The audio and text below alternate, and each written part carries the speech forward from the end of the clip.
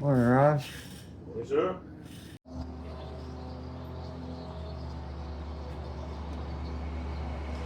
A lot of birds this morning. Oh.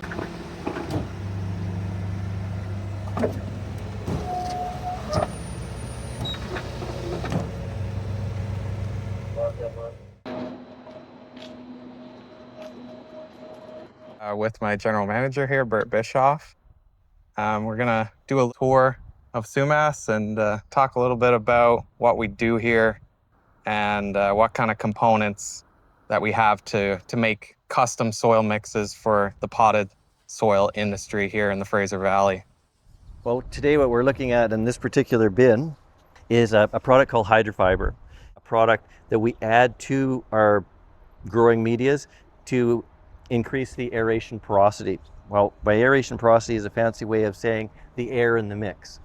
This product is made from a process where it utilizes heat and pressure to draw out the carbohydrates of the wood fiber and prevent that tug of war from happening between the growing media and the wood decomposition for available nitrogen.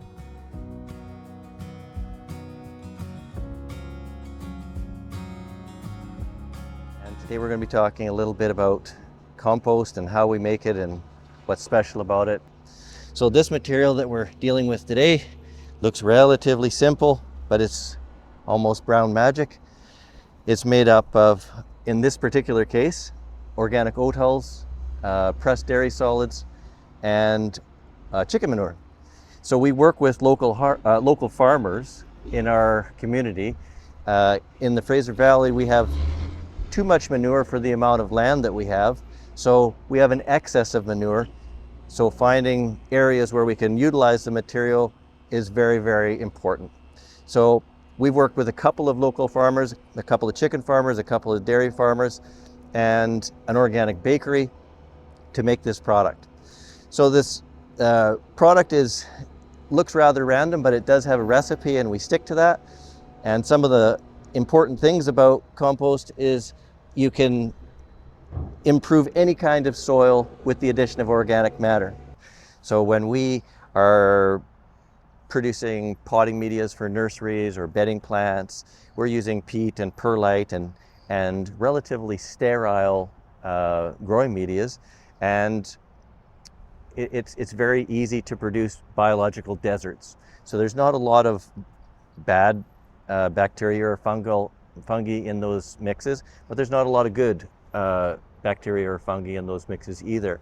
When you add compost, you're just naturally adding beneficial bacteria back into the potting media or back into the garden that have been depleted over time.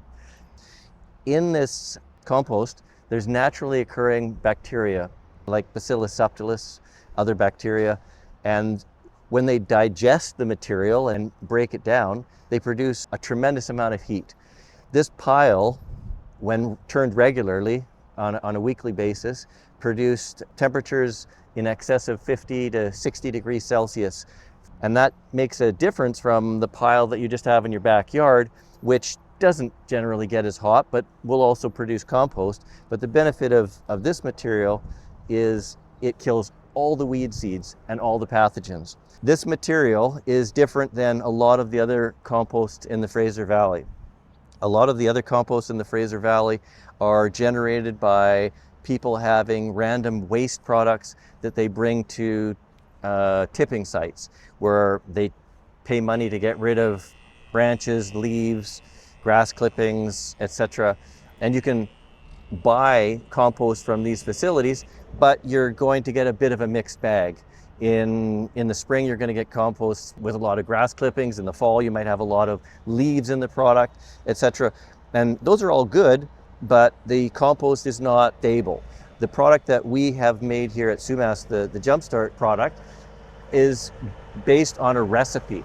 So the ingredients stay the same, the production process stays the same, and the predictability of the product stays the same. So if a customer or a grower or a farmer or a gardener is using the product, they can expect the same results time after time after time. In addition, it differs from composts made using food waste, which is also an excellent way to reduce waste by composting food waste. But composts made by food waste often contain a very high level of salts, primarily because people add a lot of salt to their food when they're eating it. And when the product is then composted, those salts are left in the existing compost. So Jumpstart is essentially a little bit safer of a product to use because those salt levels have been, heavily monitored and are generally quite a bit lower than composts made by food wastes. If we look here, you can see this piece looks relatively white, and there you can see all the mycelia. These are actual fungal mycelia that are growing within the compost. A mature compost should have a nice open look to it, limited odor, possibly maybe an earthy odor, absolutely pleasant odor. One more thing that I'd like to talk to you about in terms of the compost is why do we have a recipe and why do we add exactly what we add? So when you make compost, there's green components and brown components. You have to have a particular carbon to nitrogen ratio in order for the compost to be the most effective. We try to shoot for about 25 to 1, 30 to 1 carbon to nitrogen ratio. And the way that occurs is we mix, as I mentioned, the oat hulls from an organic bakery with dairy solids and chicken manure. Now the oat hulls, that's the brown component, and that essentially supplies the lignin and the cellulose, which are the carbon. The dairy solids, they provide a lot of the phosphorus and potassium for the compost. And to make the process happen at a more rapid rate, we need the nitrogen. The nitrogen is basically the catalyst that makes the entire reaction go at a more rapid rate. We want to make a good product at a relatively efficient time schedule. And in order to do that, we have to make sure that we add enough nitrogen for the process to occur rapidly. So when that's all done, we end up with something close to 2-1-2 in terms of the nutrient content in this compost. But I don't want you to only think of compost as a source of nutrient. It is a source of nutrient, and it's almost a source of slow release nutrient over a multi-year period. But it also, the other part of the compost that is very important is the bacterial and fungal profile. I don't want to lose sight of that the compost brings to abused soils or over-cultured soils or over-farmed soils. And because compost brings nutrient, bacteria, and fungi, you're basically supplying a complete package of everything. There's also trace elements in compost. There's a plethora of fungi in compost, and these are all necessary to rejuvenate soils. While we're on our way to the perlite, I wanted to talk to you about coconut fiber or coconut shreds. And you can see this is a very, very durable, decay-resistant material that we add to growing media. Works fantastically to provide an increase in aeration porosity in the media. The product is, of course, grown in tropical areas in Vietnam, India, Sri Lanka, and it is processed there and then brought to Canada in 5 kilogram blocks, where they are processed at Sumas basically through a process of hydration.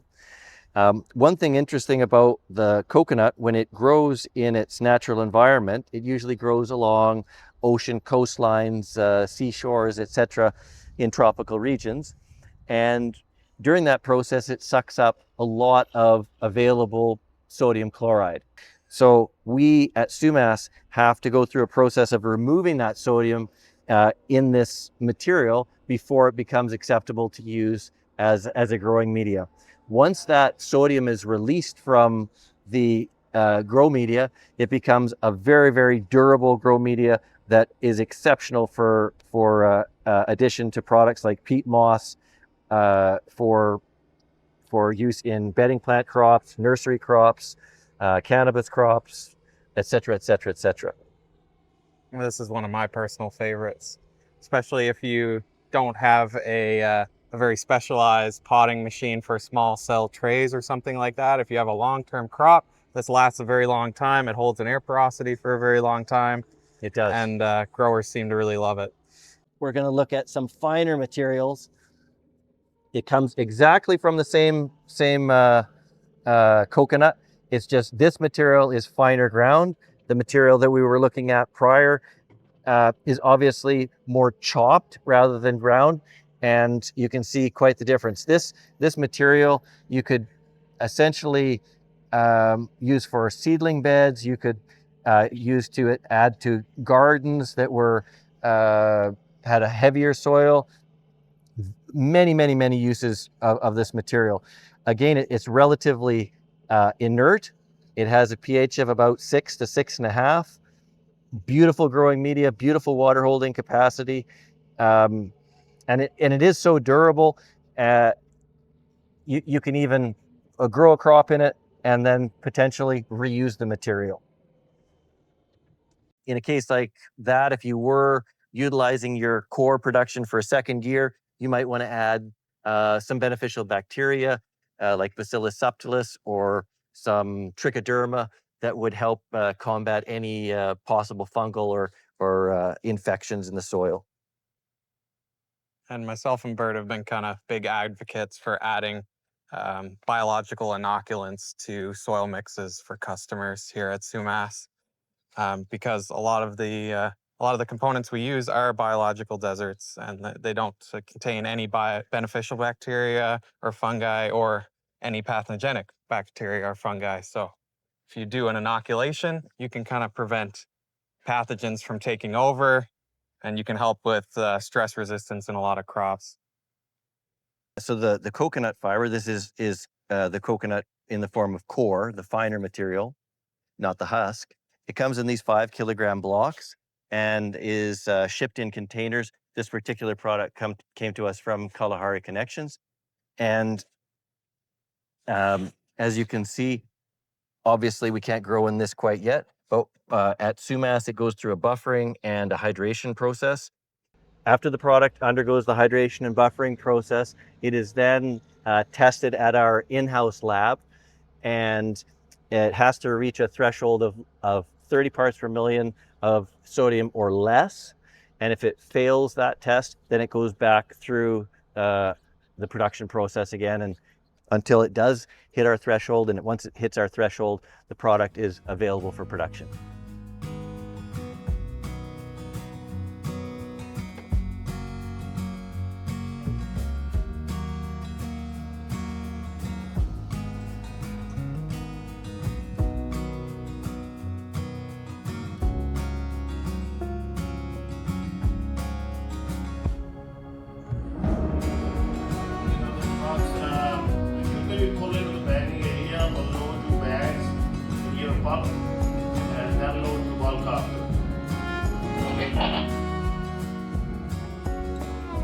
How many different components do you think we have for mixes here at Sumas? Oh, dozens. Everything from perlite pumice to multiple grades of peat, to coconut, different grades of coconut fiber, composts. I think we've got 6 different forest residual components alone. Absolutely. We utilize a lot of forest residual components in our production. We are owned by a company called Augustine Soil and Mulch, which is a family-owned company. It's all under the same umbrella. Sumas Gro Media is all under the same umbrella. And Augustine Soil and Mulch has been working with forest residual products for, I think, close to 50 years. And we utilize a lot of those products in our production processes here at Sumas. So here you're looking at a segment of our Slutwig production process. So in all of these bins, there's various different components. In this particular one, there's control release fertilizer that has a 6-month duration. So in every one of the prills, let me see if I can get you some prills to look at. So here you see in my hand these uniform little gray prills. Those are called NutriCoat prills. This particular product is a 14-4-14 NutriCoat. And inside every one of these prills, there's a base prill of nitrogen, phosphorus, potash, and trace elements. So on the outside, the material that gives it this gray appearance is a patented polymer coating. So when NutriCoat makes a material and they want the product to last a long time, they put very little release agent in this coating. If they want the NutriCoat to last a short time, they put a lot of release agent into the coating. And what that does is it produces a number of little tiny microscopic pores that the nitrogen, phosphorus, and potash and the trace elements can leave the prill in a very regulated manner. These products are called control release fertilizer because they don't release all of their nutrient at once. This one actually releases its nutrient over a 360-day period. And what that means is after 360 days at a temperature of 25 degrees Celsius, 80% of the nutrient in this prill will have been released. If you come over here, you have a product that will release its 80% of its nutrient in 180 days. So we have various different types of control release fertilizer that range in duration from everything from 100 days to 360 days. Excuse me, very dusty in here. A lot of limestone flying around in here. And everything in between. So in all of these bins, depending on the recipe that the grower is looking for, the computer will regulate which one of these products it will add, and it will regulate the type or the amount of these products that the recipe will receive. If we look over here, we can see the production process or some soil being made right as we're talking. So that looks like a relatively bark heavy media. So I would guess that that's probably a nursery mix. Now we're going to walk over and have a look at some different peat moss samples, and we can talk a little bit about all their applications. We'll try our best not to choke on it because right now they're breaking peat bales and it's all coming in through the tent. You might want to take a picture of how the process is going here. So our machinery is stirring up a little bit of dust, and the finer dusts are choking Mac and I. So here we have a very, very fine sphagnum peat, and you can see not a lot of chunky large pieces. There's no sticks or anything like this. And this material would be ideal for production in a seedling process if it was combined with some of the finer perlite that I was showing you in the other. And I think we actually we ran out of fine peat moss recently, and this material was made by our production manager Raj with some coarser peat that we already had. So hats off to him. Yeah, we had to create our own. We had a bit of a production or a supply malfunction, but at Sumas we're good at rolling with the punches. So that's a finer material. Then here we're going to kind of jump to the top of the pile, and you can see completely how different this material is. This material is what's called coarse peat. In coarse peat, you sometimes get the odd little bit of wood, like you see here, but that's acceptable when you're looking for a coarser material. Now, this material would have a higher aeration porosity than the material from the previous bin. And both of these materials, and including the next one we're going to talk about, are several thousand years old. So these are harvested from bogs in Saskatchewan, Alberta, Manitoba. Most of this material comes from Saskatchewan and Alberta. And like I said, it's thousands of years old, but this is considered young peat. It's very, very blonde and has lots of structure in it. So this is made from decaying sphagnum plants that were existing thousands of years ago. Now we're going to go with one more bin. Here you can see a process where the bales are being broken up from a bale breaker, and they're being processed here.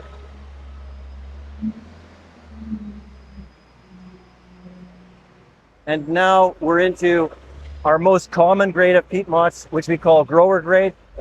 And it's a fraction in between the two materials that I've already talked to you about. So a little less chunky, a little less structure than we found with the chunky material or the coarse material, but quite a bit more than we find in the seedling peat.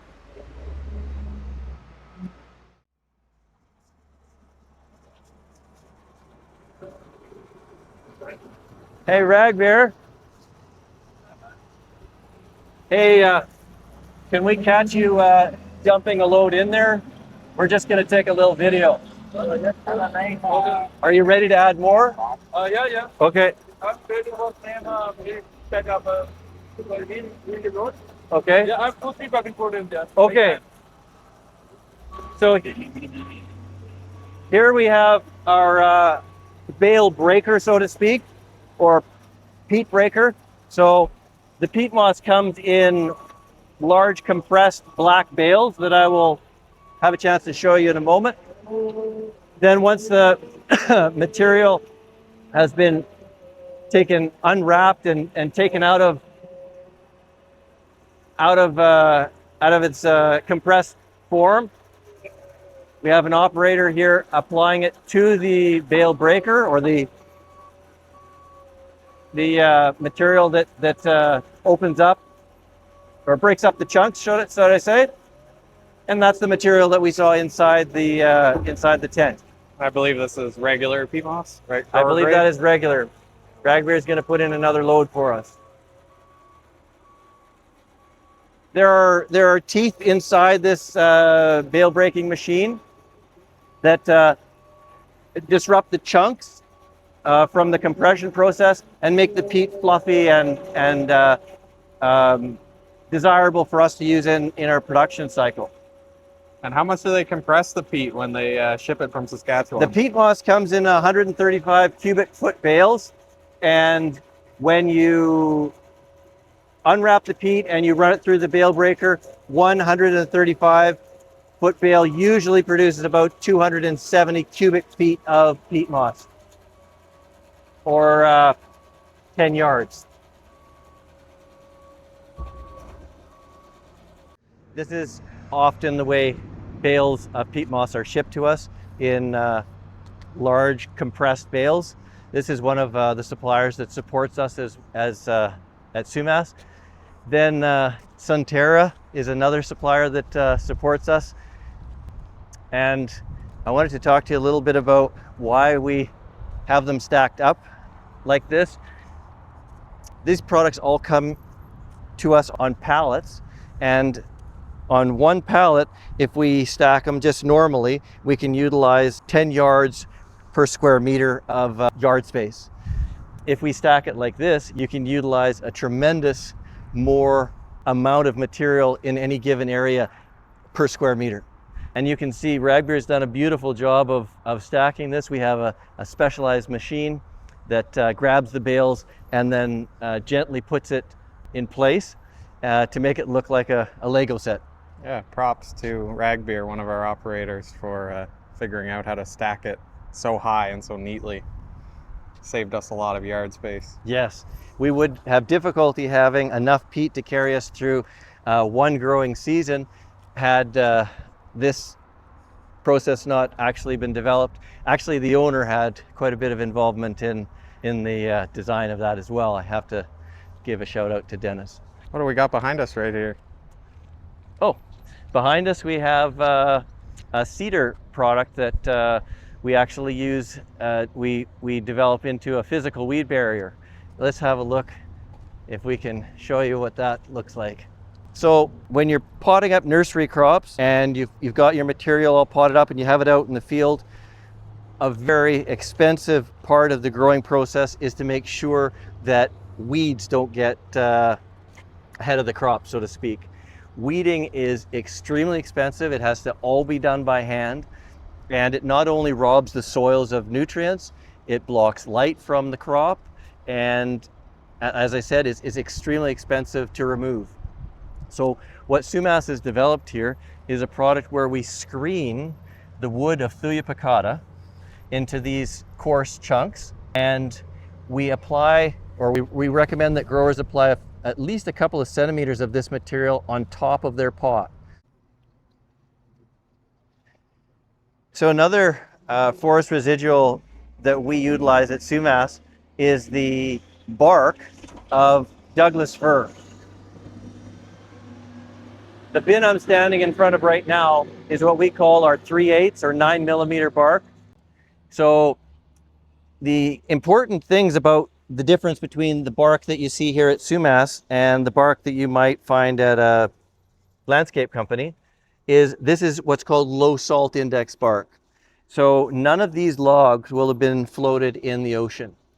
All this material comes from dryland sorts in the interior part of the province, or is in an area where salt levels are very, very low.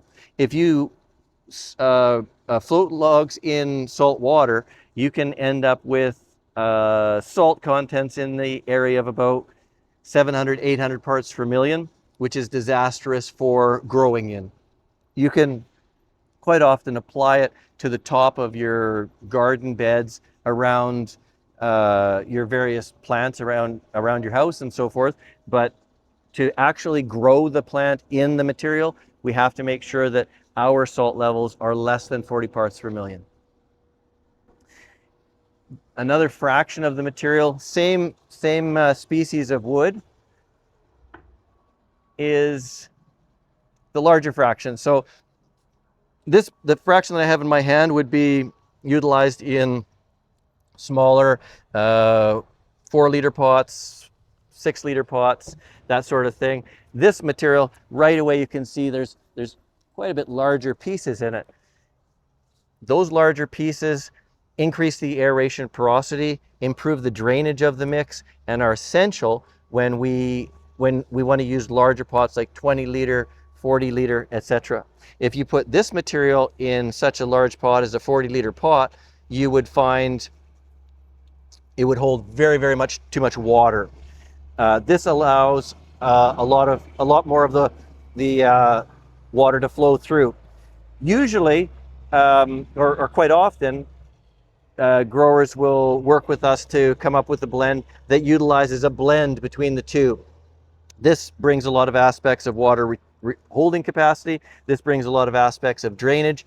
If we meld the two together, we often get a very, very good growing media. And depending on if you were growing an arbutus tree, for example, that required very, very dry, well-drained material, you might use exclusively this material. If you were growing rhododendrons, for example, that liked a little bit more of water holding capacity, we might use a mixture of these two materials, maybe even add a little bit of peat moss for additional acidic characteristics and water holding capacity. Both of these materials are on the acidic side, so a pH range of about 4.5. In the soil mixing business, we like to work with relatively acidic products because it's very easy for us to raise the pH with almost no danger. We store lime in those two silos over there, lime and dolomite, and it's very, very simple and very, very safe to raise the pH of materials. But when you want to lower the pH of growing materials, it becomes a little bit more challenging because you're often having to utilize things like acids, which we don't feel comfortable to use. There are slight reductions in pH that you can do by adding peat moss, for example, or acidic components to alkaline materials to bring down the pH. And sometimes that's desirable because those alkaline components like coir, for example, might have the physical characteristics that you're looking for, but not quite the chemistry that you're looking for. So we hybridize a lot of materials by blending them together to make specific or to hit specific target points for our individual growers' needs.